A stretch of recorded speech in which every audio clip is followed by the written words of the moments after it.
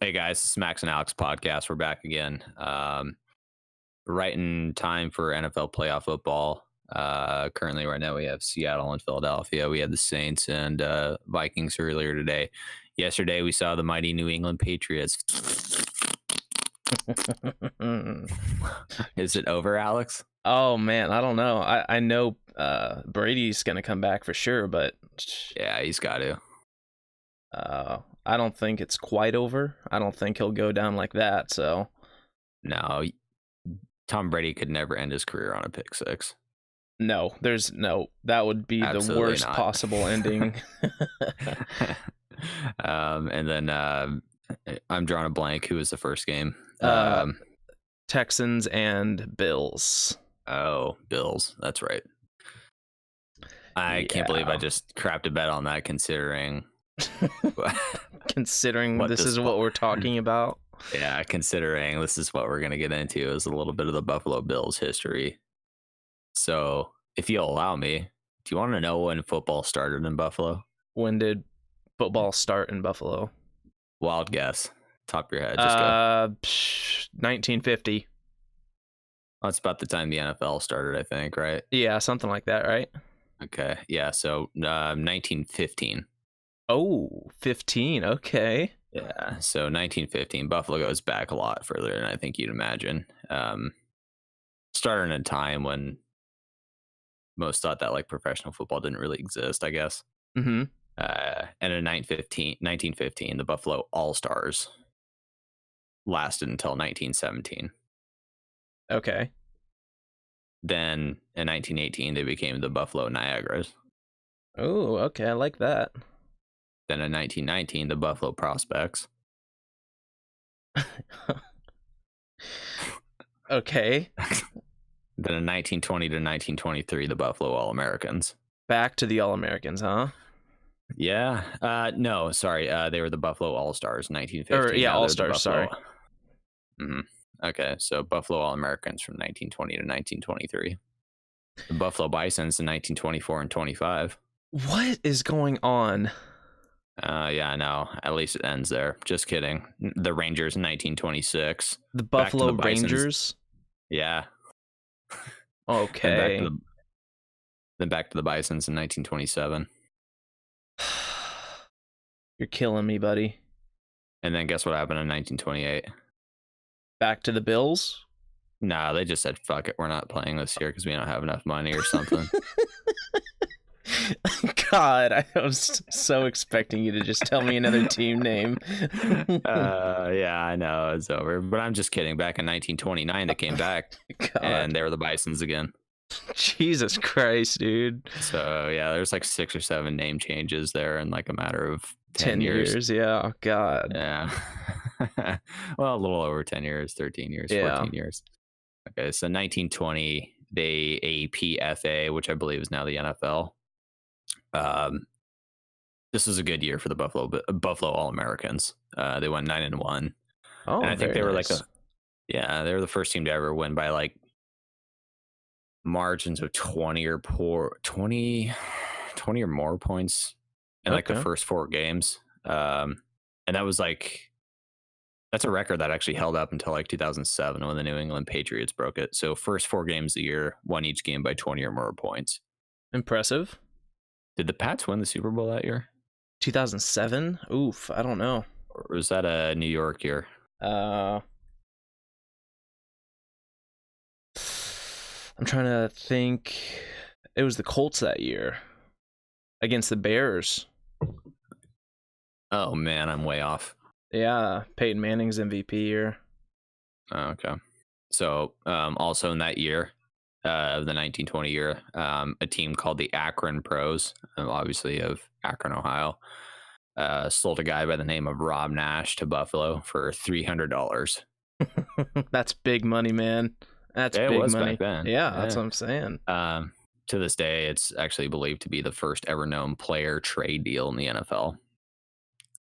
What do you mean? Like they actually traded a person for money. Oh, okay. Gotcha. Yeah, because I think like back then, if they were just like, I want that guy, they'd be like, no. and and that was it. yeah. Gosh. So I don't, yeah. So like, there was a time where there was like some controversy during kind of this time. Um, it was with the Decatur Staleys in the Akron Pros in Buffalo, and the Decatur Staleys are today what it was like the Chicago Bears, pretty much. Mm-hmm. Akron obviously doesn't have a team anymore, but all three of those teams claim to share the 1920 league title. All right. And they're like, how does this work? And it was like a convoluted logic. Some team, like one team beat the other, another team beat the. There was like a three-way tiebreaker, pretty much. All right. And like a bunch, and all three of the teams had like an 864 overall average win record. So it was like 9.5 wins to 1.5 losses. All Which I right. don't really know how you get a half loss unless you tie. Yeah, you got to tie. Yeah. Yeah. So. Okay, that makes sense. So pretty much like Buffalo was like, no, we win. And Akron's like, no, we win. And Decatur was like, we have the overall best record. We're 11-2. But there that comes out to an 846 record or 846 win percentage as well. So there was like a league meeting, and some guy named Joseph Carr, he's like the owner of this other team called the Columbus Panhandlers. Yeah, Okay. it's unique names back then. The Panhandlers, huh? Yeah, he like moved at a league's meeting in like April of 1921 to give Akron the sole title. I don't know really how it worked out. He just like went there and was like, I think Akron wins. And everyone's Just like, give it to him. all right, winners, deal.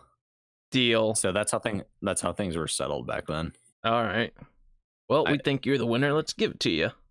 I think you win. You're the best. Okay. Weird how things are done back then. You know, I mean, glad to see the NFL has made drastic changes to organization and yeah. Okay, so with that too, there was like another weird thing at the time for Buffalo. It was called the Buffalo/Phoenixville connection, and all these sources are from Wikipedia. I'm just pulling everything off Wikipedia's website, but it's a story worth telling because I don't think anybody really knows about this unless you're like a super diehard Buffalo fan, and you know something from the past. I doubt even the most Buffalo Bills fan today knows these stories, but it's worth telling. So in 1921, 1 year after the formation of like the American Football Association, which is the NFL now, basically Buffalo would share their team with a team in Phoenixville, Pennsylvania called the Union Club of Phoenixville. What do you mean share the team? So basically this was a side project by a guy on the team that was like that he would grab himself and a few other teammates and play on Saturdays in Pennsylvania. So it's just his way of playing for two teams, essentially. Yeah, and I don't know if it was a money issue where he was like, well, I'm not making enough money on one team, so I'm just going to go start another team. Okay. And I don't know if they were in the APFA at the time. Maybe they were just like a club league that paid a little bit. And so he was like, and a couple other guys on the team were like, yeah, I got to do that too. I got to make some more money.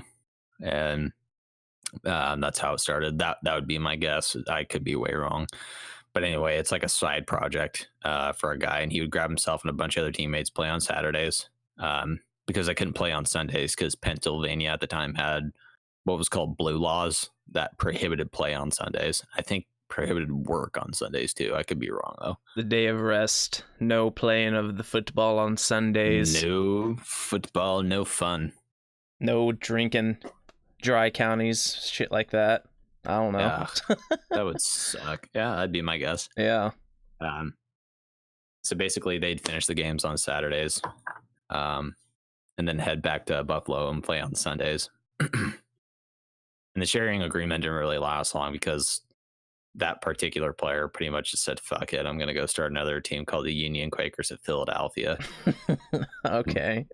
All right. again."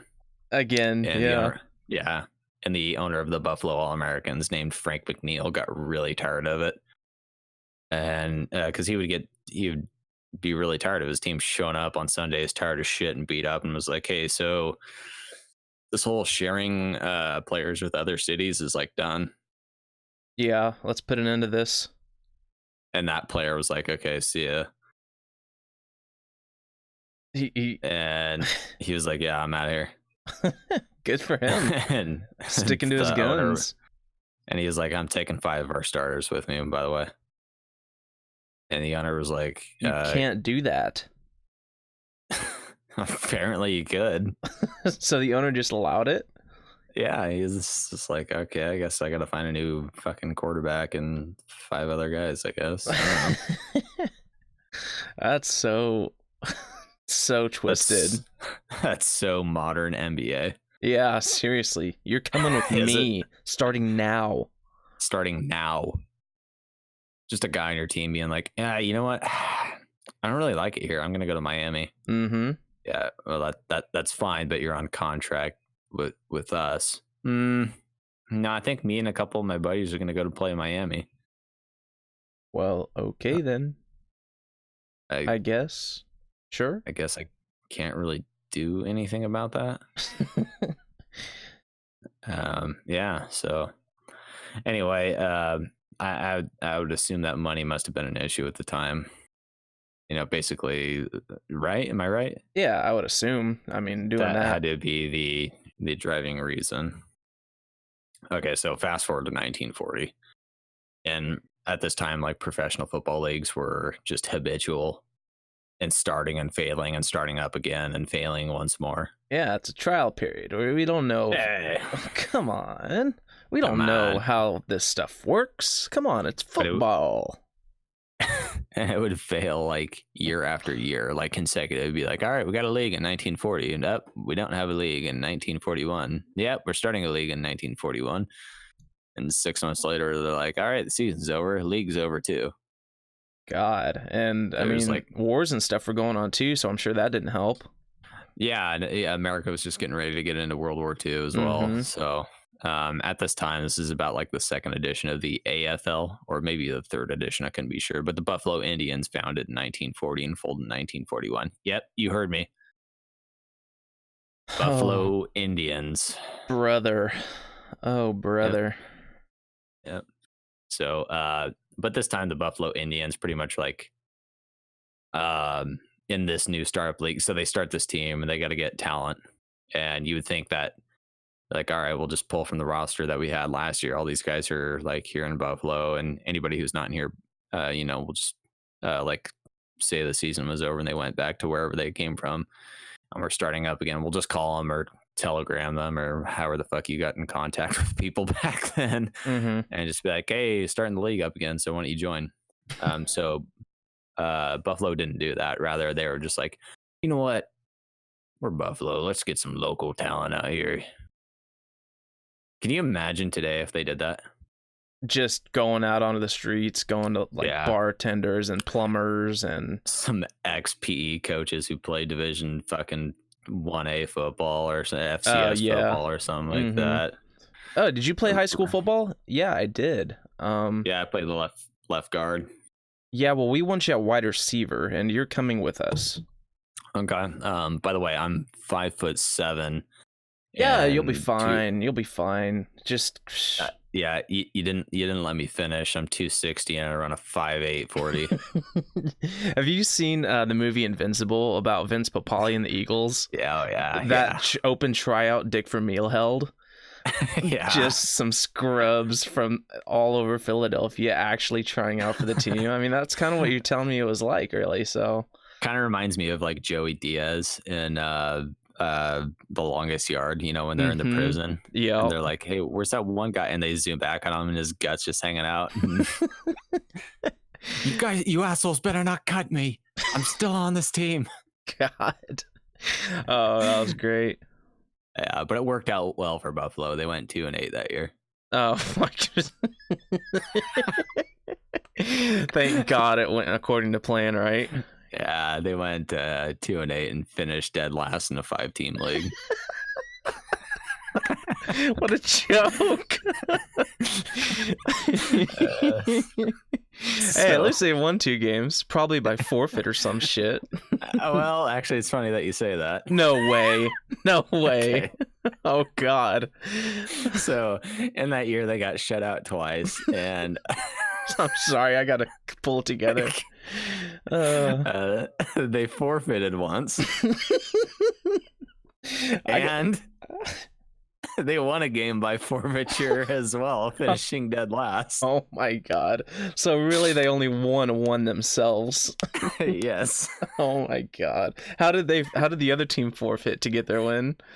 Okay, so when I read that, I was like, I gotta look up how these forfeitures lost. Please have like some literature behind this, and thankfully they did. Yeah. Okay, so it was November 17th, 1940, and it was like the last home game of the year for Buffalo. Okay. And it was canceled that day due to a huge snowstorm that just shit all over the field, right? Typical Buffalo, yeah. Yeah, so the answer was, instead of remove the snow, let's just cover it with a giant tarp Oh my God. and see what happens in the morning. Just hope there isn't snow coming overnight. Well, their theory was, yeah, exactly. Their theory was like, if we cover the snow with a tarp, maybe it'll get warm and it'll melt the snow. So what they didn't count on was another 4 inches or 5 inches of snow on top of the tarp over that night. God. Did they not have weathermen back then or what? I don't know. I certainly was no Doppler. Jesus. Like, turn bad to worse. Oh my God. Yeah, really quick. And so they showed up on the field the next morning, and the grounds crew was like trying to shovel all the snow off 100 yards of fucking field. So now they have 2 layers of snow to get off the field, basically. Exactly. But they still don't know that the tarp is like they don't know if the snow is melted under the tarp. So they're struggling like hell. And this is like getting close to like kickoff now, and they're not even like a third of the way through the field. Mm-hmm. And they finally get to the tarp, and they're like, all right, rip the tarp off. Well, the tarp froze to the fucking field. Imagine that. So the grounds crew is just struggling like hell to get this. Uh-huh. So the crowd's like, we'll help. Oh my God. So the crowd gets involved, and they're trying to rip up the tarp, and they can't do it. It's just like ripping and whatever. It's just crap. Mm-hmm. And the refs are just like, what the hell is this? We're not doing this. We're not playing a football game on this shitty field. Nah. So they forfeited. The refs were like, no, you lose, and New York wins. I can just imagine at the time, though, like Buffalo's coach being like, what? The field's fine. Come on. Not gonna, let's go. Yeah. Seriously. Be like, we practicing this all the time. What's going on? Practicing cornfields with snow and geese. We practice uphill both ways. What are you talking about? Play ball. Come on. Play ball. Sir, the field's actually, there's not even a field here. Well, you're not even a man then. What do you mean I'm not a man? That doesn't mean anything. I'm a ref. Well, whatever. Okay, that's fine. You lose. No, we win in our hearts because we're men. You win in your hearts? It doesn't mean anything. You lose, and New York is currently getting on the bus, and they're leaving right now. Well, get them back out here. No, it's too late. You lost, so good day, sir. I said good day. I said good day. So 1941, the year after Buffalo just had that horrific season, things really turned around for the Buffalo Tigers. Oh, okay. The Buffalo Tigers. Oh my God. I didn't even catch that. I was just... Why? Yep, Why? You heard me. You heard me. I'm about to punch through the freaking wall right now. I'm getting angry, actually, at all these team names. I'm getting angry. Yeah, so they've changed their name like for the 14th time or so, or something like that. But thankfully, that 1941 season turned around sharply upward for the Tigers. Let's hear it. Just kidding. They went 2-6 and finished 4th overall. I love it. I love it.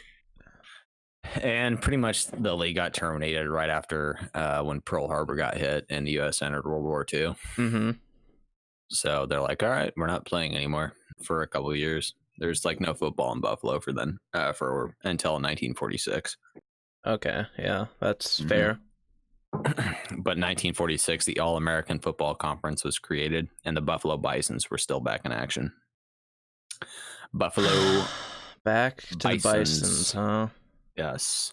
God. Um, and like the All American Football Conference was like the challenger, if you will, for the NFL for like 3 years or so until the AAFC was like, ah, fuck it, we're out of money or something, so we're not a league anymore. Mm-hmm. Yeah, I mean, Yeah, it it's been happening for like 50 years. Okay, maybe not long, but mm-hmm. oh well. So the league is getting ready to flop again, and other teams are in the process of merging now with the NFL. This is when teams were starting to do the merger, Right. but Buffalo is just getting left out, and the owner's like, "What the fuck?" And it turns out there was some fuckery afoot. Oh boy. Okay, so January 20th, 1915, was like this was like the day of the vote to see if Buffalo gets into the NFL. So the whole city of Buffalo loves fucking football in Buffalo. Right. And the majority of the league owners that actually did the vote accepted Buffalo into the league. Mm-hmm. It was 9-4 in their favor. Okay. However, rules at the time required unanimous vote in getting in. Yikes. So And 4-way. so, yeah, no going. Is that how it works in a little off subject? Is that how it works with the major with the Hall of Fame and MLB? That it's got to be unanimous. Yeah. I think so, actually. I think it does have to be unanimous. I could be wrong on that, but I'm pretty sure. Okay. So how does Pete Rose not in the Hall of Fame? A Uh, unanimous. well, I could think of a couple reasons, but I bring it up at any moment I can. I mean, Whenever I hear unanimous vote, the first thing that just pops into my dumb head is like, how is Pete Rose not in the fucking Hall of Fame? I just freak out. yeah, I mean, Wasn't even old enough to watch the guy play, but I've seen enough highlight videos and enough to know that the guy's a badass gambler. yeah, And he deserves it. for sure. Okay, so a little sidetrack, but so basically, like the owner of the Chicago Bears fucking hated Buffalo. I think he was the owner. He was the coach or the owner. I would assume it was the owner. Yeah, Coach wouldn't be able to, but he hated Buffalo and did not want the city to merge into the NFL. And so he kept voting no, no, no, no, no, no, no every fucking year. And this seemed to happen time and time and time again for Buffalo. Was just rejected all the way up until the 1970s, where they're finally admitted in the NFL. Also, for the 100th and final time, the name change to the Buffalo Bills when they entered the NFL after the famous Western showman, Buffalo Bill Cody. Buffalo Bill Cody. Don't even know who That's that is, right. but Hey, if you weren't big into Western showmen like I was in the earlier half of the 18th century, I don't know. I mean, at least they got the name situated, and yeah, those are some interesting team names, though. I mean, Lots of them. I actually, it wasn't even the Buffalo team. It was the Columbus Panhandlers that I liked, or maybe even the Union Quakers of Philadelphia. Actually, I kind of like too. My favorite was the Buffalo Niagaras. Yeah, actually, that one's like geographically relevant though. Yeah, exactly. I mean, that's perfect. Don't you hate it when teams that are just like I hate to pick on the WNBA, but you look at every fucking team in the WNBA, it's always like a weather pattern. The storm, the Sparks, heat, or like no, the tsunami, the wave, or I don't know. I like the Arena Football League team names too. Those are pretty cool. Let me just look this up real quick to like prove my point. Okay, so you have, yeah, you're right. Yeah, the Sparks. New York Liberty. I'm just gonna go through a couple WNBA teams real quick to see if they're like relevant. Washington Mystics, Los Angeles Sparks, Seattle Storm, kind of get Minnesota Lynx. I get it. New York Liberty, I get it. Las Vegas Aces, totally get it. Chicago Sky City. Is that right? Sky City. Is that a nick? It might not be, but for the Sears Tower. Yeah, right. Okay. Atlanta Dream.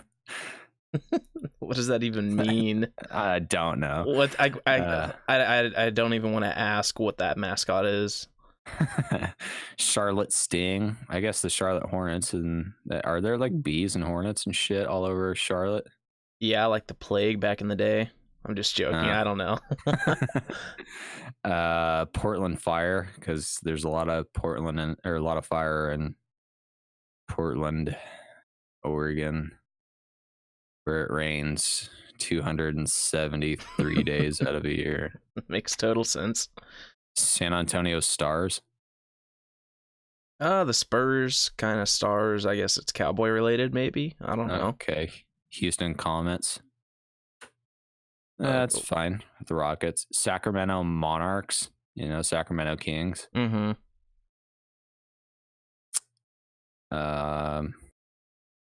Orlando Miracle. All right, I've had enough of this. But back to what we were saying, culturally relevant, right? And geographically relevant team names. I think the Niagaras would have worked well. Mm-hmm. At least they sticked with one though. Really, finally, I guess. So, what would their helmet would have been? Like a little waterfall. Yeah, exactly. That would have been pretty cool. Kind of like Tulane's, maybe. Well, Tulane is the wave, but like something like that, I would imagine. Mm-hmm. Totally. So where we left off is where actually that's like a perfect time for you to tap out because this is the time where we're now merging into the NFL, right? Right, yeah. So basically the AFL itself, the American Football League, was founded by Lamar Hunt in 1959, about 10 years before the actual NFL started, right? So Lamar Hunt, you've heard of him, I'm sure. I mean, he was very... No. He was a pioneer in a lot of stuff in the sports world. But at the time, though, really, baseball itself, the MLB, was actually more popular than football. Oh, totally. I totally believe that. Totally agree with that, actually. So that's why Lamar Hunt decided to create the AFL, which would, in turn, compete with the NFL and hopefully bring more viewers and shit like that. But Lamar Hunt himself, man, he was I did some research on him. He did some really cool stuff. He founded the AFL, obviously, the MLS, Major League Soccer, MLS's predecessor. The MLS? Oh, okay, it's the predecessor. He founded the MLS itself, and also the MLS's predecessor, the NASL, North American Soccer League, the World Championship Tennis. He's also the founder and owner of the Kansas City Chiefs, the Kansas City Wizards, who are in the MLS, Columbus Crew, and FC Dallas.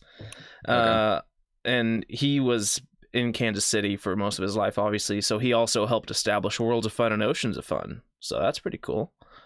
Wait, what was the last part? Worlds of Fun and Oceans of Fun. What's that? It's a big theme park. You've never? Oh, yeah. It's no, I've never heard. They virtually don't exist in the Northwest. Yeah, Worlds of Fun and Oceans of Fun, they're strictly Kansas City based, but they're awesome, man. I've been to them multiple times. Oh, I was thinking like it was like a Disney World or like some like commercial. No, it's a theme park with roller coasters and stuff like that. So okay, it's not like a Six Flags or something. Yeah, is what I was going for. Yeah, for sure. But anyways, Ralph Wilson, he was at the time a minority shareholder in the Detroit Lions. He got word that Lamar Hunt was creating this AFL, this new league.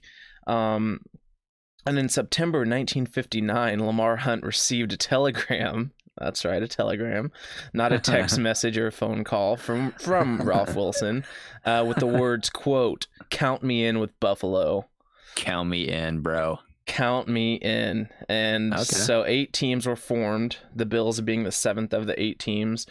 And yeah, so people of football saw this league being created, and they were like, you know what? These 8 owners, these guys are not so smart to try to compete with the NFL. We're going to call them, quote, the Foolish Club. The Foolish Club. Oh, give me a break. How the name calling and stuff back then is just appalling to me. Mm-hmm. You know, there was never like, you can say the worst things now. I don't know. Things back then were like, it's almost like Trailer Park Boys, where they take such offense when someone calls you a loser. Yes. You know what you are, Rick? What? A loser. And he just puts his head down like it's the worst insult possible. The worst thing that you ever heard.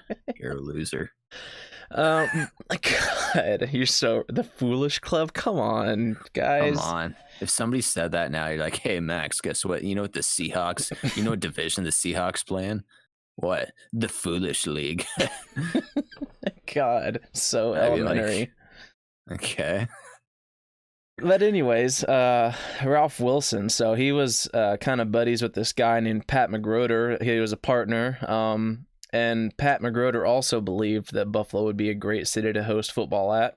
So bear with me for a few seconds. Fast forward to 1985. At a game in 1985, Pat McGroder was getting enshrined on the Bills' Wall of Fame stadium, which was back then Rich Stadium. Rich? I don't know. I think it's Rich.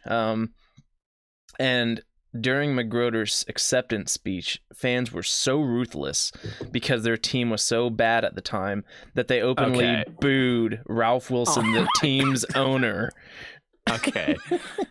Let me get this straight. So they have been struggling forever to get a team into the NFL.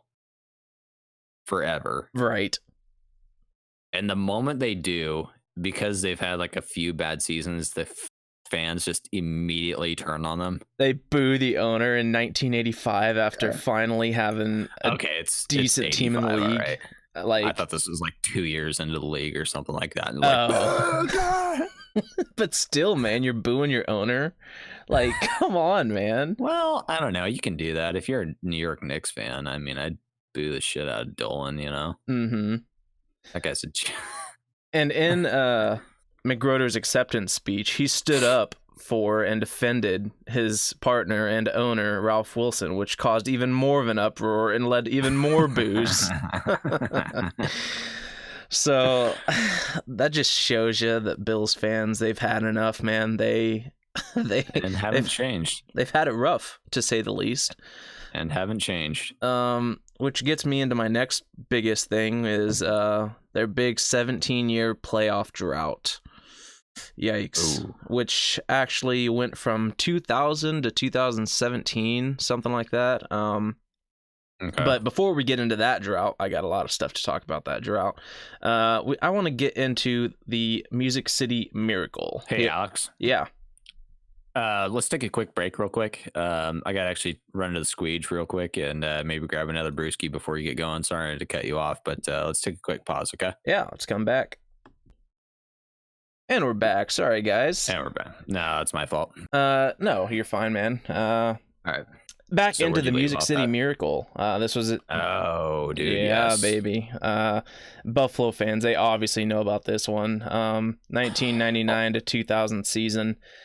I mean, for Buffalo fans, I mean, they could call it the Curse of Buffalo, but it was obviously known to the Tennessee Titans basically as the Music City Miracle. Right. But basically, in hindsight, with that 17-year playoff drought, this was pretty big, a big game for Buffalo. I mean, if you think about it, it was their last playoff game. I mean, really, that they played in for 17 years. So, but I mean, this was a big game. I mean, people were really anticipating this game. I mean, the Bills were 11-5 with the number one defense in the league. Basically, Titans were 13-3. Which was actually is the best record for a wild card team in NFL history. So 13-3 to be a wild card team. Could you imagine? That would be that would bug the shit out of me. Yeah. Considering, especially if there was like another team that made the playoffs, like how we have it today. When like right now is a prime example where you see the Seahawks and the Saints are like 11-win teams, and you have the Philadelphia Eagles that are a 9-win team, and then they get the playoff home bid. You know? Yeah. Mm-hmm. Yeah. So I get what you're saying. Yeah, but in this game, there was a big controversy because Bills head coach at the time, Wade Phillips, he started Rob Johnson over Doug Flutie at quarterback. Doug Flutie that season had started 15 games of their regular season and won 10 of them. And later Wade Phillips came out later and said that the owner, actually Ralph Wilson, had ordered Wade Phillips to start Johnson over Flutie because Flutie was he came from the CFL, right? Or is it the European League? It was one of the two. It was the CFL. Yeah, CFL. Because so Donald Trump actually bought that team. Right. Yeah. Do you know who it was? So basically, he bought Flutie for like an absurd amount of money. It was more money than anybody in the NFL, actually. Mm-hmm. And then he started like shitting the bed. And he was a good college quarterback. Yeah, at Boston College, right?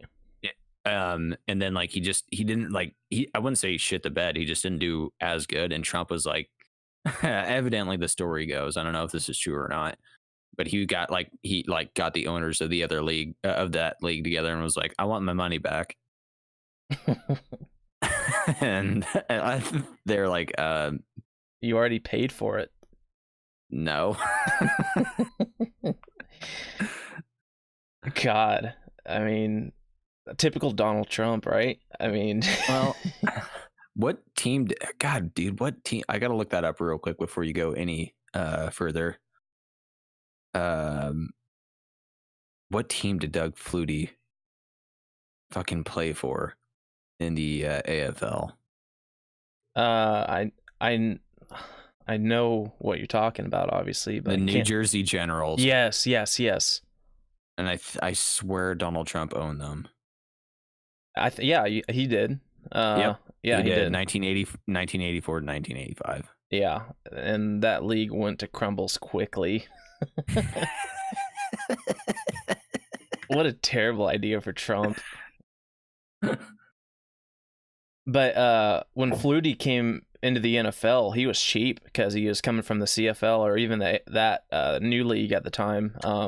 So Ralph Wilson ordered Wade Phillips to start Bob Johnson instead because he was making $25 million over 4 years and was like, well, we got to get a return on our investment. Back then. Yeah, it was. Well, this was 2000, so I mean, still a lot of money. Yeah, big time money. But this game was a complete shit show in terms of offense. I mean, old school, nitty-gritty defensive football. I mean, Rob Johnson, the quarterback, completed less than half his passes. And Steve McNair, throwback, for the Titans, threw for only 76 yards. Fast forward to the fourth quarter, though. Titans get the ball at the Bills' 45-yard line with 6:15 remaining. Titans drive down a bit, set up a field goal, 36-yarder by Al Del Greco. Yeah, I think I pronounced that right. Giving the Titans a 15-13 lead with 1:48 left to go. Bills get the ball back, drive down the field to the Titans' 35-yard line with less than a minute to go. On the very next play, though, this is pretty cool. Rob Johnson rolled out of the pocket with the clock running, had no time, lost his shoe. But he rolls out with only one shoe on, hits Peerless Price, and he gets out of bounds at the 24-yard line with 20 seconds left. Bill's special teams coordinator told Wade Phillips that they should run another play to get the clock even more down and then kick the field goal because I believe they had a timeout, right? So Wade said, fuck that, we're kicking the field goal now and getting the lead. And sent Bill Christie out to make a 41-yard field goal to put Buffalo ahead 16-15 with 16 seconds left. And the Music City Miracle has begun. Now, before you even start, did this happen on a kick return or is this on an offensive play? This is on the kick return following that. Oh my God. Yeah. So during this game, the Bills had a shit ton of defensive injuries because, like I said, it was one of those games, nitty-gritty defensive battles. Right. And the guys coaches, just getting beat up. yeah, the coaches were literally asking for volunteers to cover the kickoff. What? Yes. Like, they had that many injuries. And I mean, so obviously the Bills are at a huge disadvantage. I mean, I think, yeah, they had their like actual defensive starters covering the kickoff, which obviously they didn't do at all. I mean, you want your they didn't practice special teams, so they were on the kickoff. And on the other side, the Titans' first option to be this receiver. Okay, so there was this play. It was called the home run something, but this was the Titans special teams kickoff return play that they had devised. I'll get into it in a second, but the receiver for this kickoff had been injured in the game, and the second had cramps, so the Titans had to sub in wide receiver Kevin Dyson. Okay. Kevin Dyson was the team's lead wide receiver at the time and definitely rarely played special teams. And the coach actually had to tell him what was going on this next play before he even went out onto the field. So this just, like, I'm just showing you, like, this is just completely nuts. Yes, it's completely just this play nuts. in general on both sides. It's just like, well, here we go. And so with 16 seconds left, for whatever reason, they decided to pooch the kick instead of kick it deep, short and high. And Lorenzo Neal fielded the kick at like the 25, 30-yard line, something like that, turned around, handed the ball back to Frank Wycheck, who then ran to the right side of the field before at the very last second turning around and throwing it all the way to the other side of the field by the man named Kevin Dyson, the wide receiver I just told you about. Caught the ball and ran it 75 yards to the house for the game-winning touchdown. Yes. I mean, this is a huge monumental play. I mean, it started the 17-year drought, and the radio play call, I listened to it. It's freaking awesome. I'm actually going to play it for you right now. It was by Mike Smith. I mean, it'll give you chills. Here, just take a listen. Do the Titans have a miracle left in them in what has been a magical season to this point? If they do, they need it now. Christie kicks it high and short. Going to be fielded by Lorenzo Neal at the 25. Pitches it back to Wycheck. He throws it across the field to Dyson. He's got something. 30, He's 40, got something. 50, He's got it. 40, He's got it. 20, 10. He's got it. End zone. Touchdown Titans. There are no flags on the field. It's a miracle.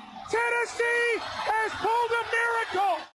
Yeah, so that was unbelievable play. And my favorite part of the play call, he was like, "There are no flags on the field." Yeah. Need a logo? And, Go to Fiverr.com and find a logo designer you can afford. That was YouTube.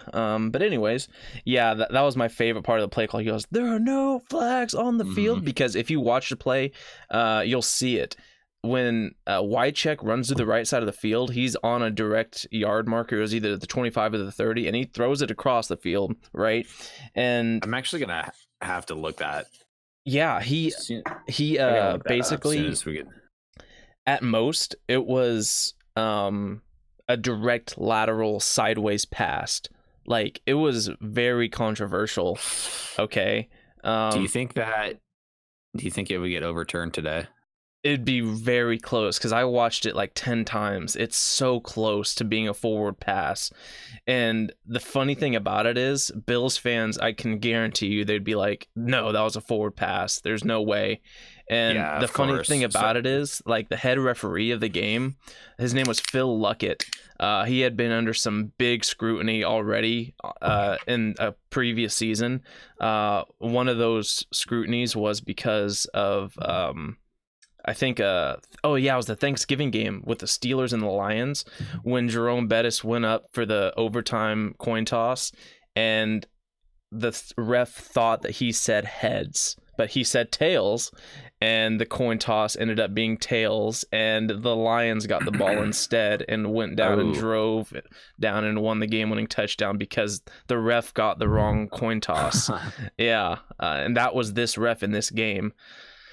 So Buffalo's had a ref history, and that miracle happened in what year? The 1999-2000 season. Oh shit, that's just like a decade removed from 4 straight fucking years of Buffalo just falling apart, right? Oh yeah, we're gonna get into that, buddy. Okay.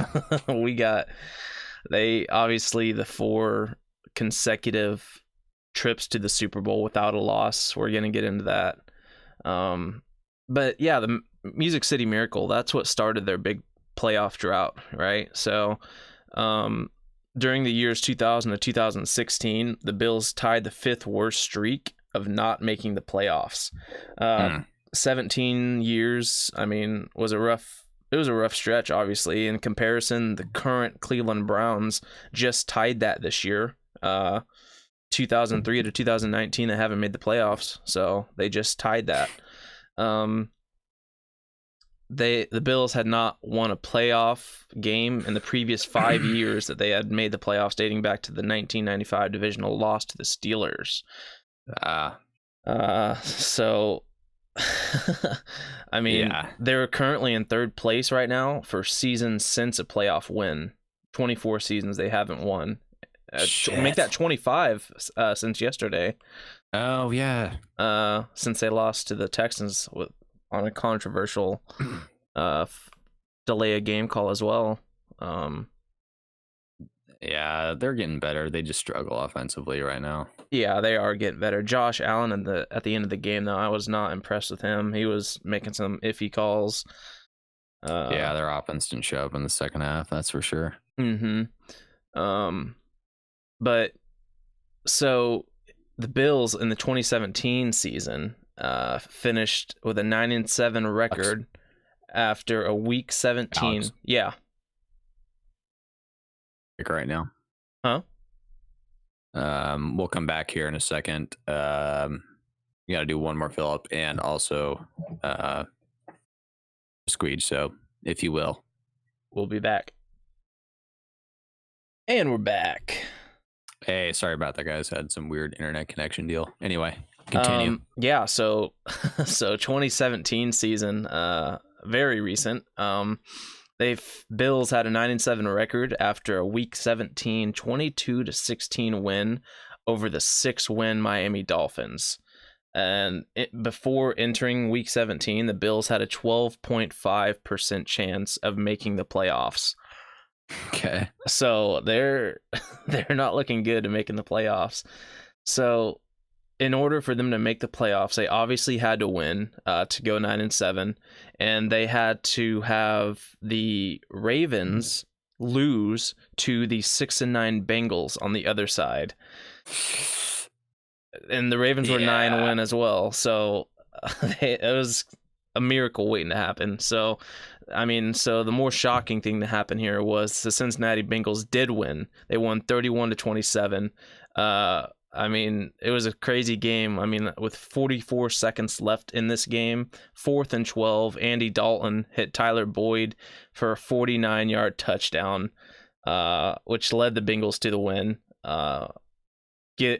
kicking the Ravens out of the playoffs, and Buffalo being granted that wild card. So that ended the streak finally.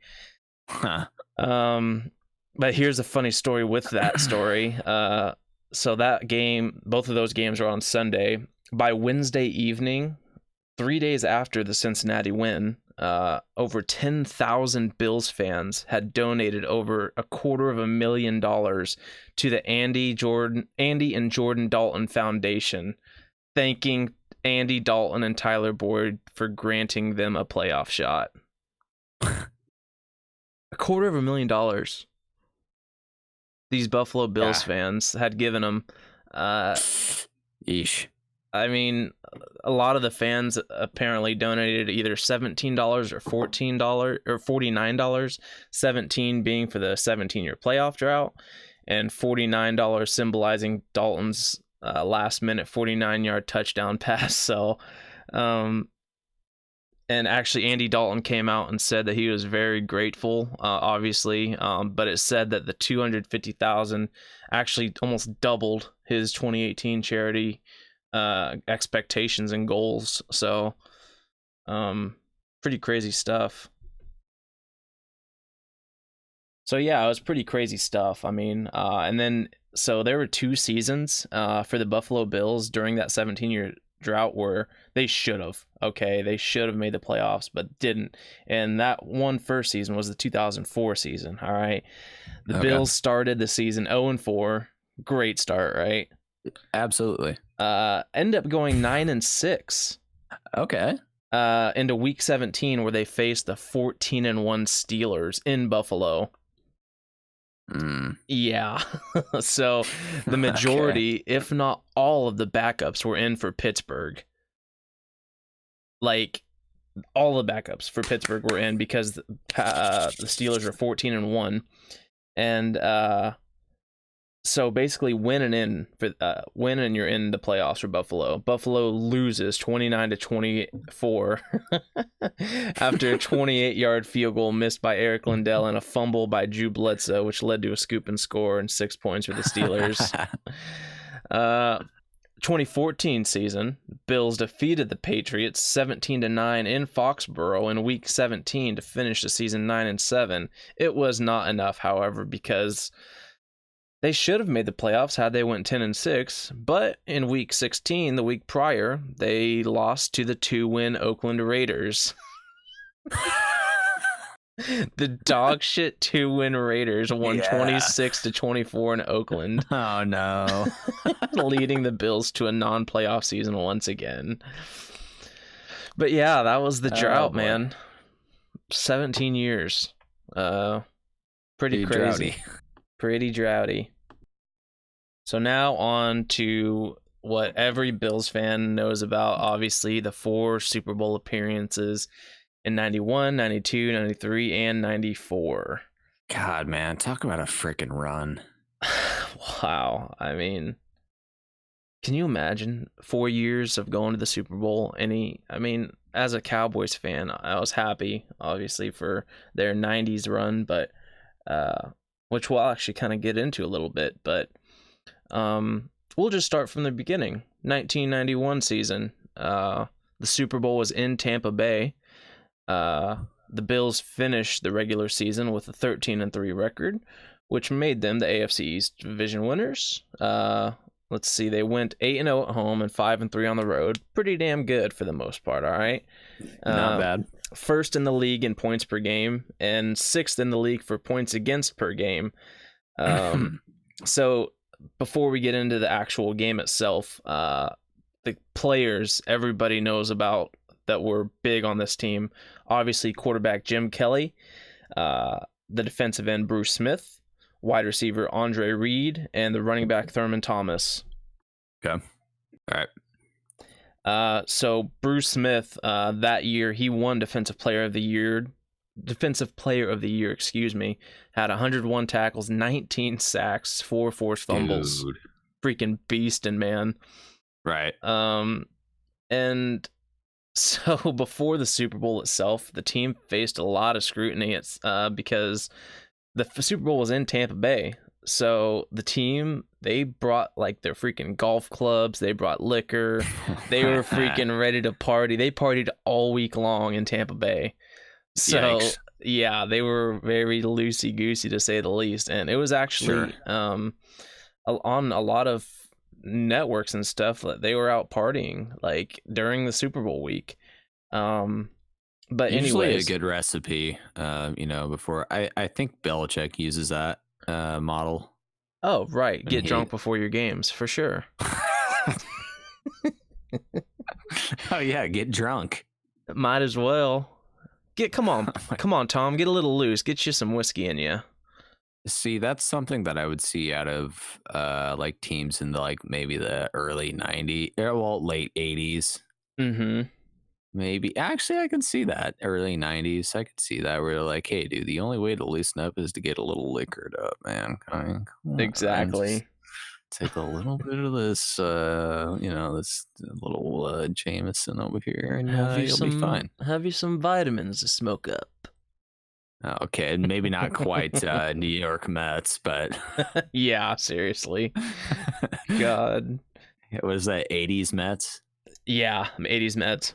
Oh we're gonna Yeah, we'll talk about that for sure on another podcast. Guys just shit faced, drinking beers in the locker room during a game, taking pills. Just getting high off of speed.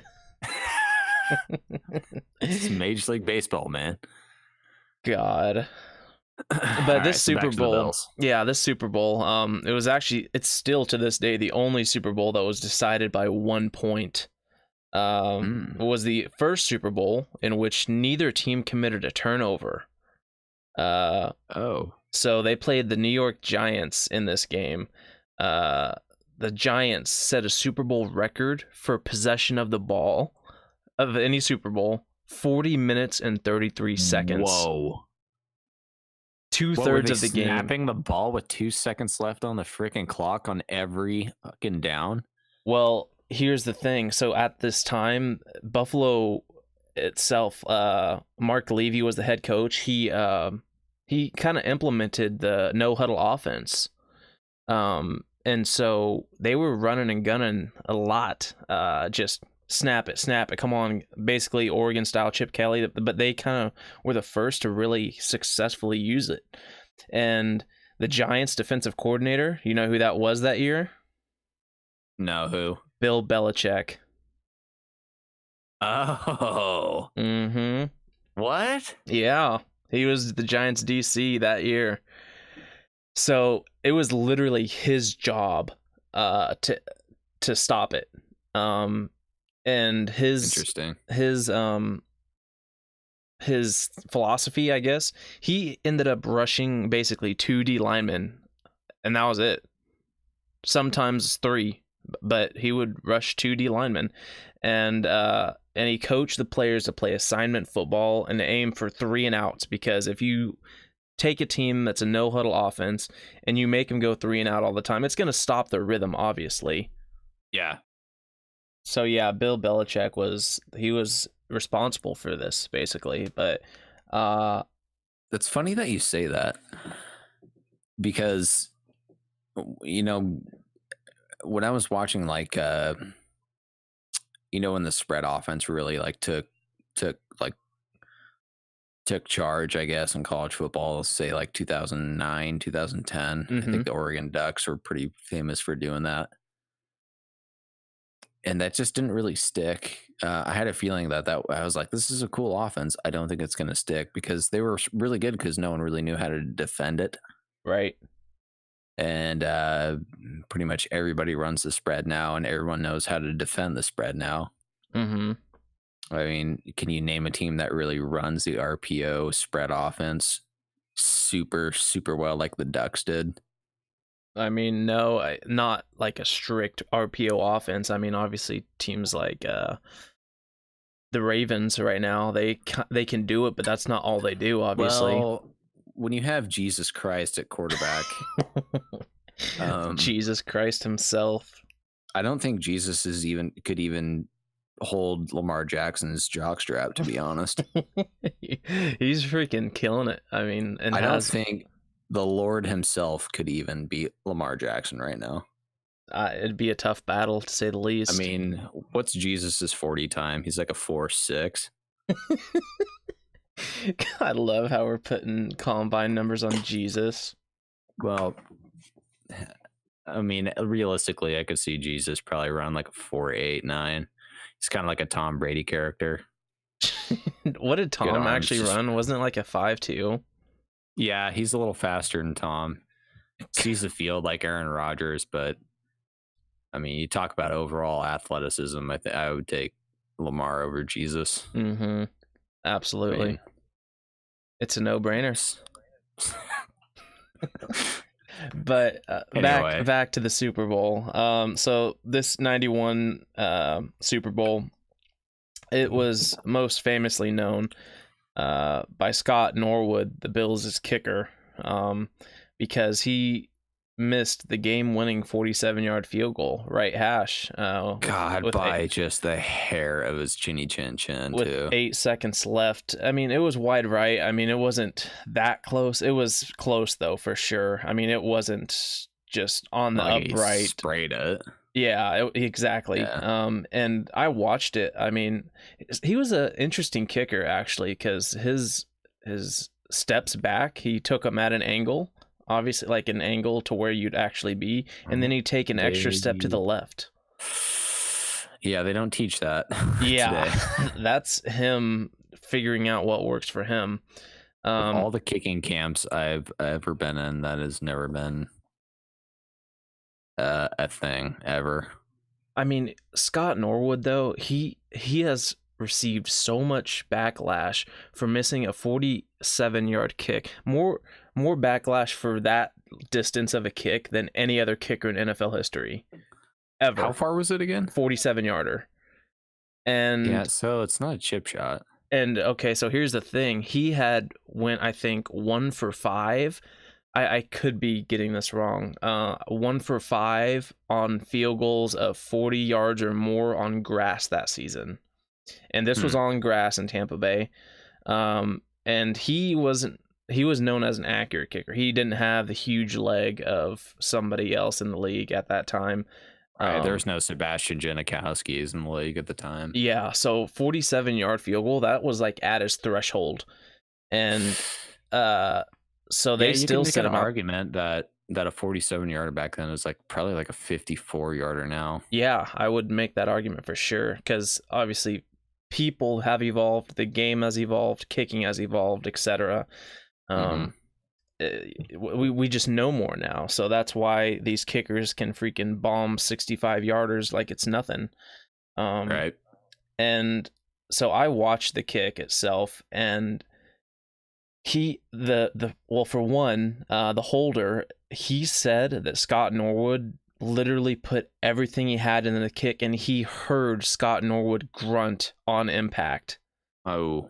Yeah, and so apparently really? He heard him? He heard him grunt when he made contact with the ball. Fan noise and everything? Yeah, I mean, apparently he heard it. I mean, obviously you can hear your holder if it's not freaking LSU Death Valley or something, but yeah. Yeah. Anyway, so the kick itself in warm-ups, he had been pulling to the left quite a bit.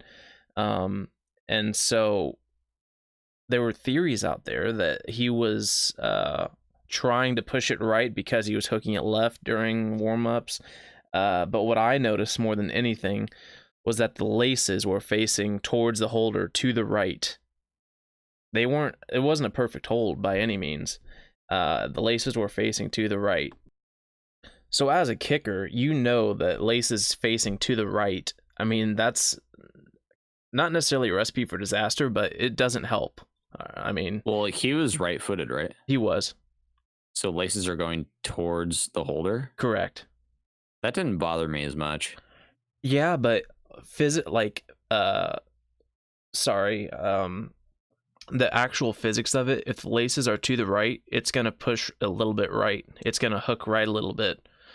But that's kicking footballs for as long as I have. I've never even knew that was a thing. Yeah, I mean, it's true, but it was on the right hash anyways. He kicked it almost straight directly down the hash. It was it was a straight ball flight pretty much.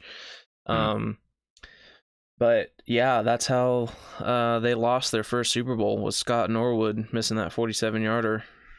God, poor guy. On the NFL's greatest games of all time, this was ranked number 10. It was a good game. Yeah. I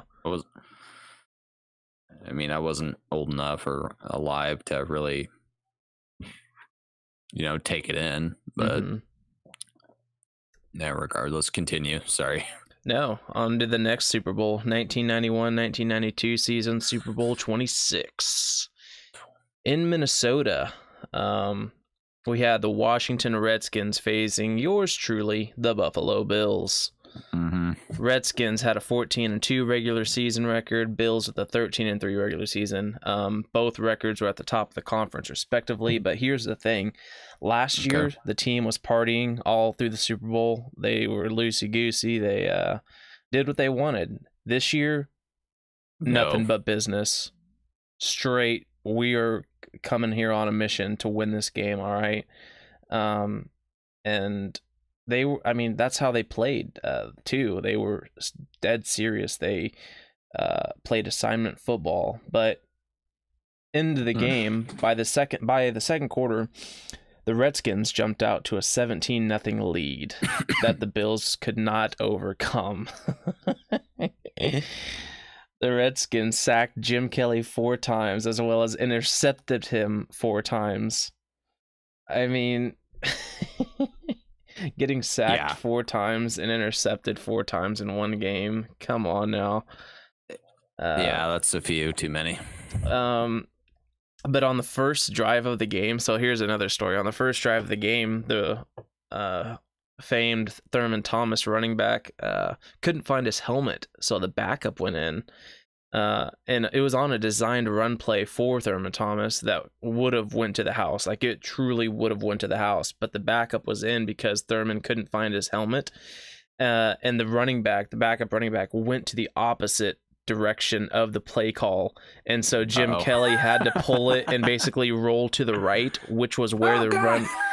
I mean, it was literally the wrong. It was just shit show. It was fuckery. I mean, and honestly, that was the funny part about the story, is that so before the game, the pregame ceremonies, there was a band about to go out or whatever, and apparently somebody in this band took Thurman Thomas's helmet, and he moved it, so that's why he couldn't find it. But really, I mean, if players make that type of excuse,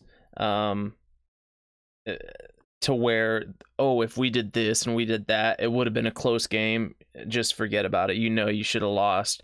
But the Bills eventually were outmatched and lost 37-24.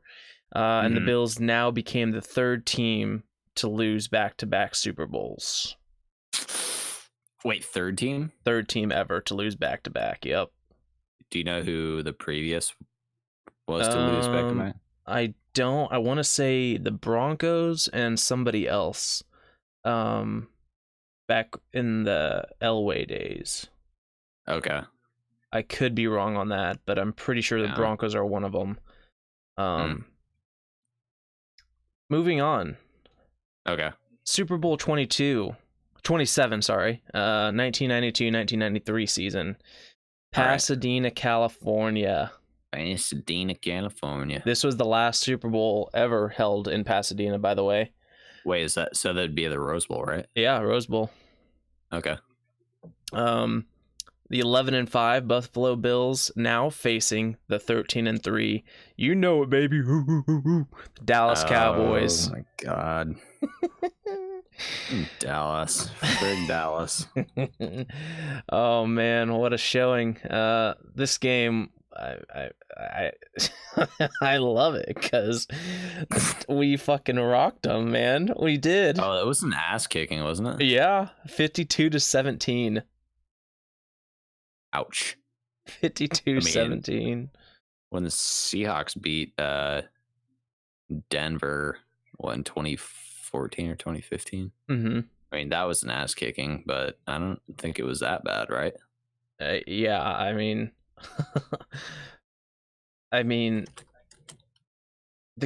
it was a travesty for Buffalo right away. I mean, in the game, the Cowboys scored 35 points off of a Super Bowl record 9 Buffalo turnovers.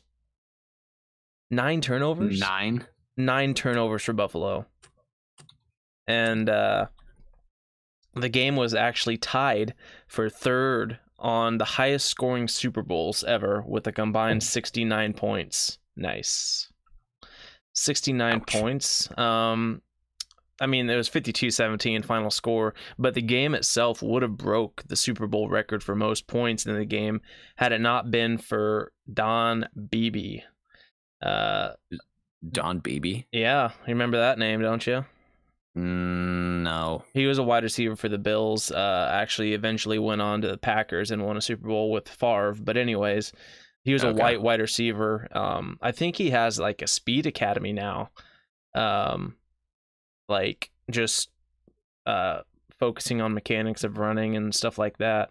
But Don Beebe is notoriously known in that Super Bowl for chasing down Leon Lett in the final minutes of the game because the Bills fumbled it, and Leon Lett recovered and was running it to the house. Don Beebe, from the opposite side of the field, chased him down and swatted the ball out of his hand like inches before the goal line. Oh, okay, I know what you're talking about. Yep. Mm-hmm. Yeah, I know exactly what you're talking about. I mean that's a pretty cool story to begin with, but if it wasn't for Don Beebe stopping that touchdown, it would have been the highest scoring Super Bowl ever. So yeah, because he was like celebrating almost, right? Yeah, he like held the ball back about to celebrate inches away from the goal line, and Beebe was chasing him down, and but yeah, yep, I know. Yep, totally. The Bills after this game became just the second franchise to play in 3 straight Super Bowls. Just play in 3 straight Super Bowls. All 3. And they lost all 3. Yikes.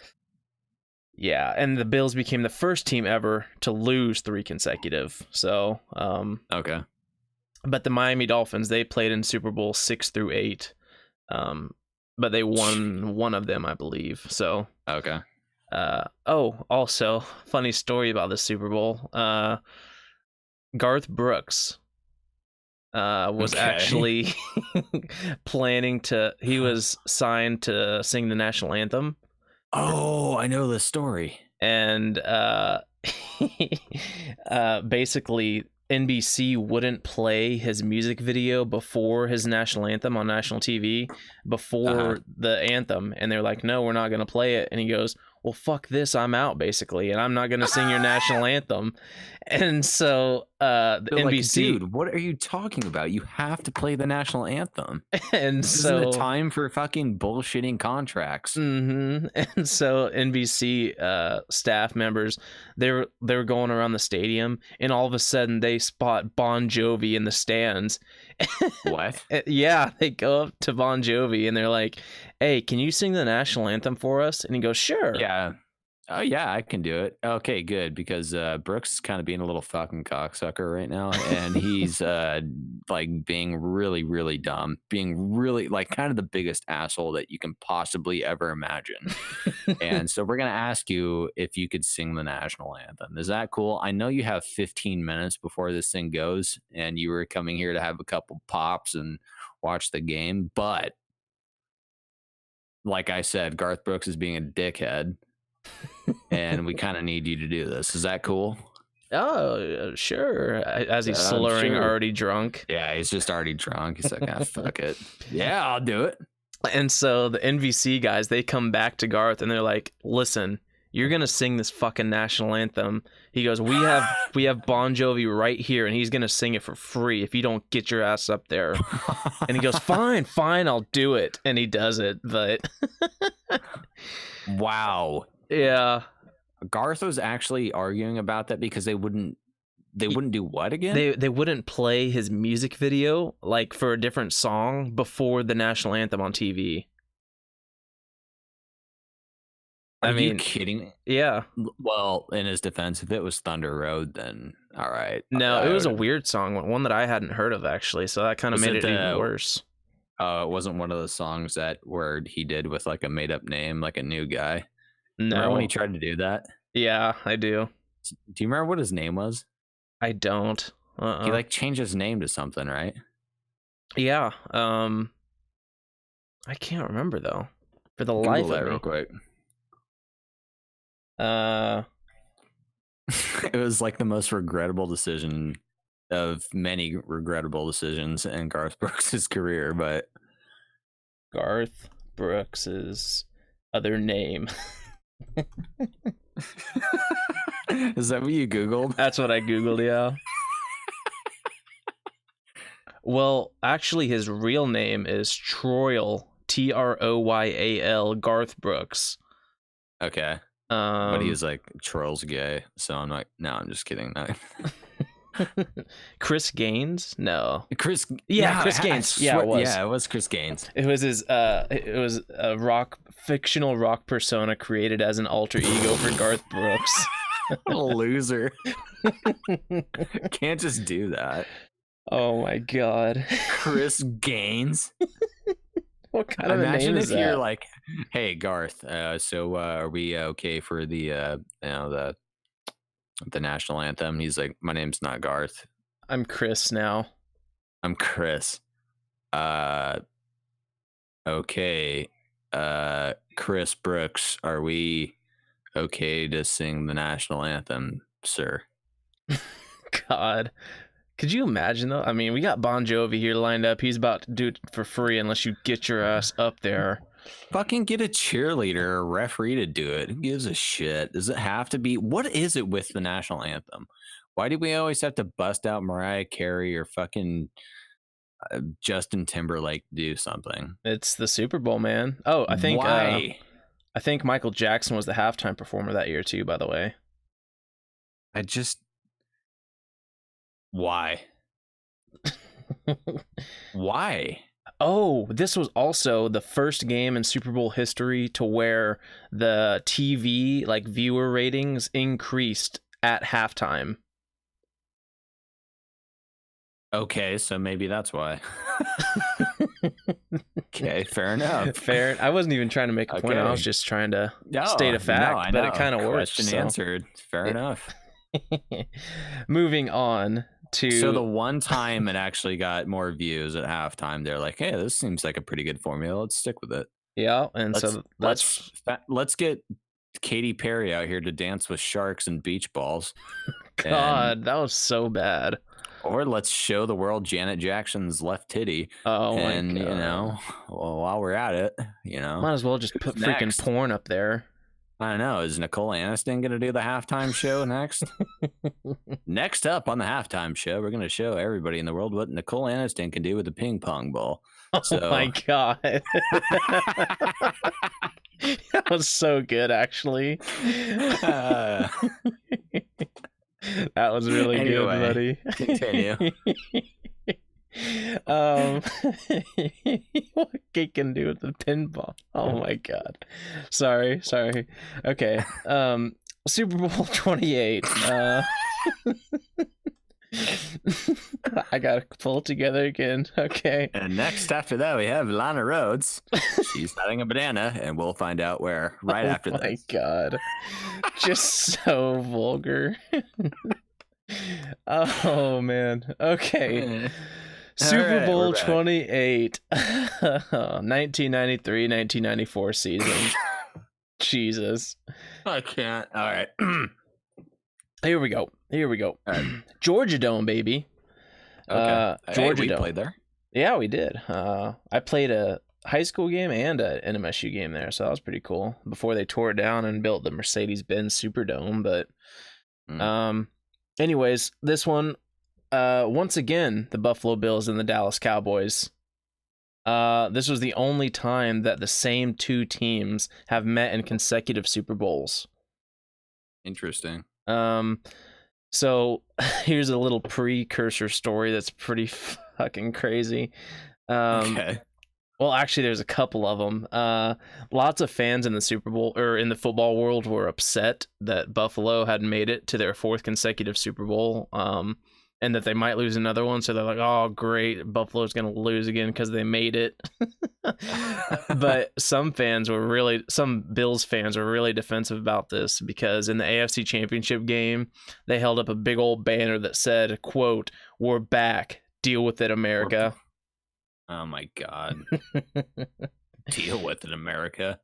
Oh God. And so the other story to this before the game, the game itself had been like the target of protests over the Georgia state flag at the time, because the Georgia state flag at the time is what we know now as the Confederate flag. Yeah. And the NFL, like they always do, they tried to get as far away from this issue as possible. And so their spokesman, Greg Aio, stated, quote, "We're not a political advocacy group. it's not our role to get involved in political issues that have ultimately nothing to do with the Super Bowl, unquote. Well, that's a good defense. I mean, but you can't take. Sorry, phone call. I mean, you can't take something and I don't know, just have a stance on something. I mean, I know it's just football, but ultimately, so here's the funny part. Ultimately, the flag was banned from being flown inside the Georgia Dome, but instead was mounted on a pole outside of the stadium. Wait, say that again? So they ultimately banned the flags from being waved inside the stadium. So instead, they put a giant pole with a giant flag outside the stadium. Oh my God. Oh God. So Alex, before you go any further, I need to grab one more Michelob Ultra. This is not a sponsor, but and I will be right back. Okay. For sure. Oh, and we're back. Hey, and we're back. Sorry about that, folks. Well, I mean, I'm just talking to you. Yeah, what are you doing, man? We're just talking here, buddy. No, I'm kind of an idiot sometimes. But let me get back to that Confederate flag thing. All right. I mean, okay, so the way you said it was like the NFL was like, all right, we're not going to have it hanging inside of the stadium. However, we are going to hang it outside of the stadium. Yeah, so they were like, nope, nobody can bring their own Confederate flags in and wave them. Nope, can't do it. But we're gonna work with you here. Hear us out. Oh my God, we're gonna work with you. See that giant pole outside the stadium where we normally fly the US of A flag? Yeah, we're gonna fly the Confederate one. Oh boy. That way you can still see it on your way into the arena. One of the more regrettable things probably in the NFL's past where they were like, you know what? We probably shouldn't have done that. Yeah. I mean, I don't know. Anyway. At this game, though, so obviously the year before, the Cowboys just routed the Buffalo 52-17. Right. This year, it was much closer. At first, at halftime, the Bills actually were beating the Cowboys 13-6. Yeah, and so I watched this 30 for 30 called Four Falls to Buffalo. It's actually a really good 30 for 30 talking about I have not seen that. I'm really, really interested in seeing that though. Yeah, you gotta hear it. You gotta watch it. It's a good one. Okay. But they interviewed Troy Aikman, who was the quarterback for the Cowboys that year, obviously. And he said, so when they were walking back to the locker rooms, most places you couldn't see the other team going into their locker room, but this time they could at the Georgia Dome. And when Troy Aikman looked over to the Buffalo Bills entering their locker room, they had like their heads down and they were acting like they weren't winning. They just acted like they didn't care and like they were winning. He goes, well, what the fuck is this? He goes, we're going to freaking kill these guys in the second half. I mean, they were winning by 7, yet they acted like, oh, well, we're losing. It's like they expected it because they had lost the 3 previous Super Bowls. Interesting. Yeah. And so, like, the main players, like Andre Reed, Jim Kelly, Thurman Thomas, Bruce Smith. By the way, I've met 3 of those 4. Whoa. Yeah, I was at the Hall of Fame football camp, actually, that I helped run when I was with Mount Union. But anyways, those core players and stuff, like, they just had been through so much in the past 3 years. Yeah. And it appeared to me that Jim Kelly, he didn't lead as much as he could have. He didn't talk. He wasn't a vocal guy sometimes on the sidelines when they needed him to be. But anyways, into the second half, literally just 45 seconds into the third quarter, Thurman Thomas fumbles the ball. Cowboys scoop and score 46 yards to tie the game up. The Cowboys go on to score 24 consecutive points to ultimately win Super Bowl 28 by a score of 30-13. Was it unanswered 24 points? Unanswered. Yep. The Bills did not score in the second half. Okay. And So the Buffalo 0-4. Bills eventually make the bigger dent in the record by losing 4 consecutive Super Bowls. Record that will never be broken. At least probably not in our lifetime. I mean, Yeah. No one's going to go to the Super Bowl 4 straight times and lose 4 straight. I mean, I got to There give was it a to you, Bill. chance. I got to give it to the Bills fans. They're for having this much consistency of being a good fan. I mean, are they good fans though? Bills Mafia? The Mafia? The Bills Mafia. They're loyal. They're loyal, that's for damn sure. They got some pretty cool Christopher McDonald, he's a Bills fan. Shooter? Yeah. Shooter from Happy Gilmore, Christopher McDonald. He's actually apparently good friends with Jim Kelly, but All right. Yeah. What is the phenomena with jumping off tables and doing WWE shit in the parking lot now? I don't know, man. Why? It's their way of actually playing. I mean, the game's at 1:30 and they're in the parking lot at like 8 o'clock, just shit faced, just Just Triple H, man. Steve Austin. God, I don't know. I breaking tables and shit. I did see a tweet before that Houston game went. They went to they were like at a Walmart, and the Walmart sold out of those collapsible tables. Mm-hmm. So God. Yeah, I mean, and this is also another tweet, wherever the Bills go, I guess it's good for the economy. Yeah. It's good for the economy, buying tables every week. I mean, if you're in the table manufacturing business, you're in Buffalo in particular, you are. Oh man, you're doing pretty darn well right now. You probably sold like 40,000 collapsible tables this year. At least. Maybe more. Probably more. Yeah, how was our fourth quarter? Actually, we're up 450%.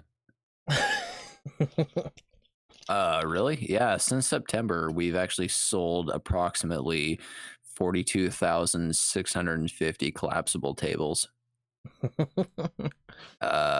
Any particular reason? No, NFL. Buffalo. Nope. Yeah, that's about it.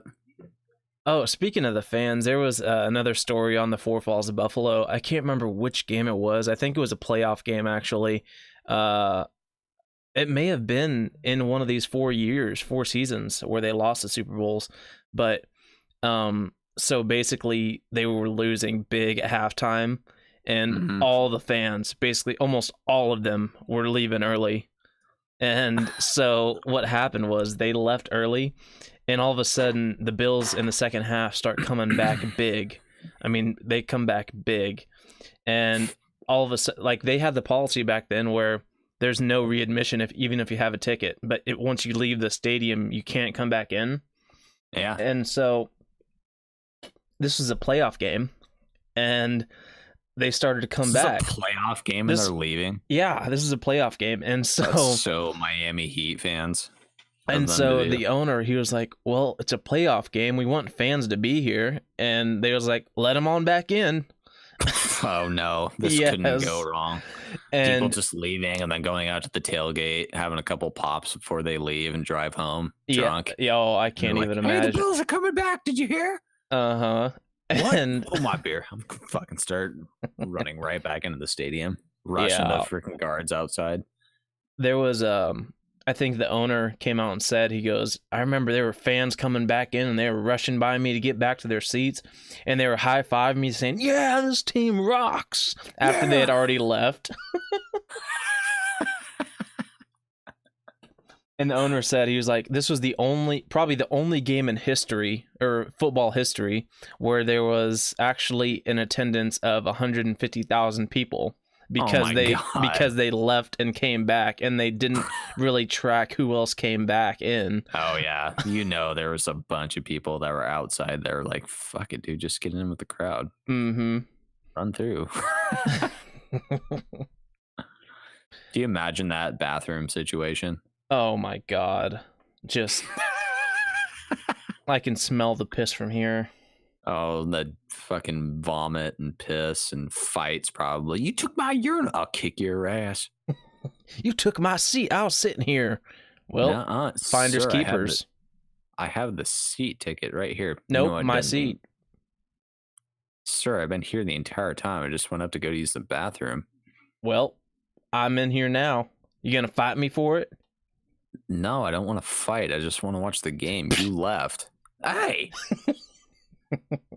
You shock jab me? Shocked you. Fucking right I did, boy. Fuck is your problem, dude? I don't know you why. have a 10-year-old outside? I'll fight your son too. I don't care. No. Fight my 10-year-old? Come on, honey, let's go. I don't know why I do a country accent when I'm acting like a fan in Buffalo, but I'll kick your ass. Sir, we're both rooting for Buffalo. Yeah. Cool. Yeah. Let's yeah. go. Let's Yeah. go. All right. Well, we're going to leave. You can have these seats. Can I at least have my blanket back? No, I want it. You want it? My soon-to-be ex-wife may want it. Your soon-to-be ex... You know what? Let's go.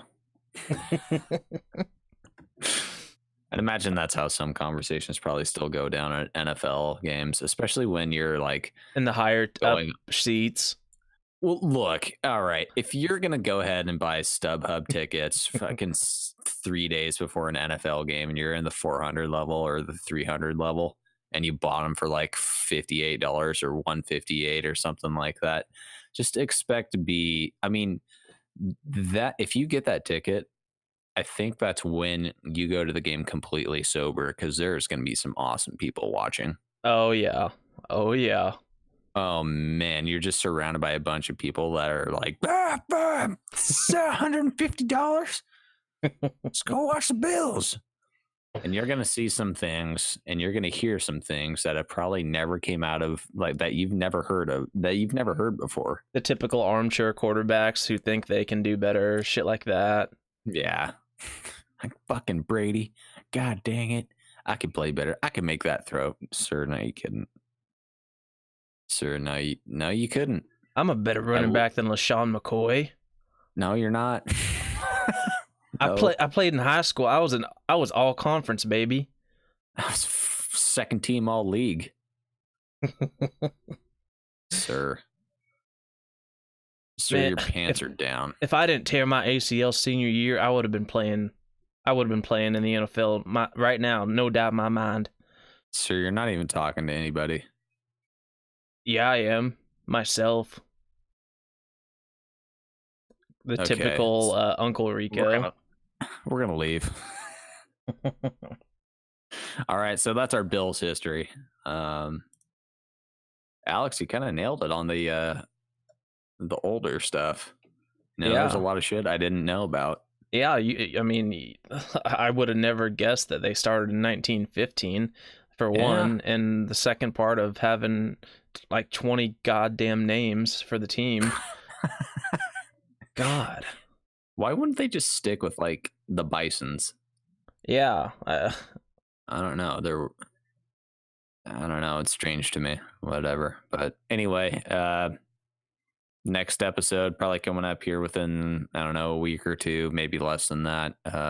Hopefully we'll have another good NFL story or two behind it. So anyway, dude, nice talking to you. Yeah, man. Good talk as always. All right. Well, we'll catch up with you a little later. All right. We'll see ya. All right. Peace. Peace.